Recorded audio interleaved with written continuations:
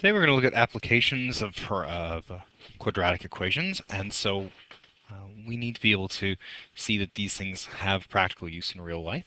But what just quickly want to do, warm up and identify some just features of the parabola, just the things that we've been doing the last couple of days.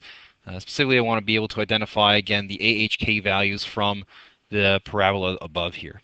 Okay, so we know the H value, sorry, rather the A value. In this case, it's going to be everything is in the form of the vertex form of a quadratic equation. So that's a times x minus h squared plus k. And so here we see that the a value is actually -3.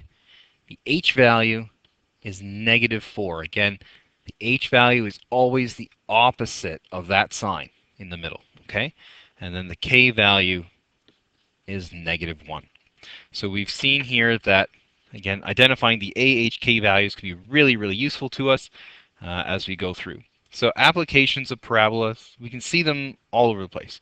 They're used in architecture, they're used in structural and engineering, and they're used in basic forms of ballistic trajectories and so forth. So you look at bridges around Freeport Hospital in Kitchener, the wires suspending the Golden Gate Bridge, path of a football, a baseball, or a golf ball as it's flying through the air are all parabolas. Okay, and so they can also be used in economics and in business, and they can identify a relationship between revenue and the number of items sold and so forth.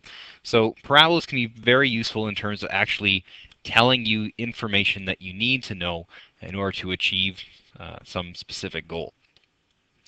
So we call a parabola written in this form, y equals a times x minus h all squared plus k, is written in the vertex form of the equation. And we call it the vertex form of the equation because you can figure out the vertex very easily from the equation. Okay, so the vertex of a parabola written in vertex form is always the HK values. It's one of the reasons why I've been really harping on the idea of identifying the AHK values.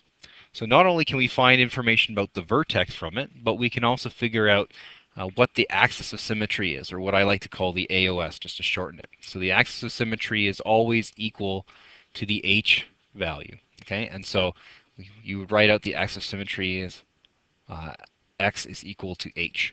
Okay, we can also figure out the optimum value.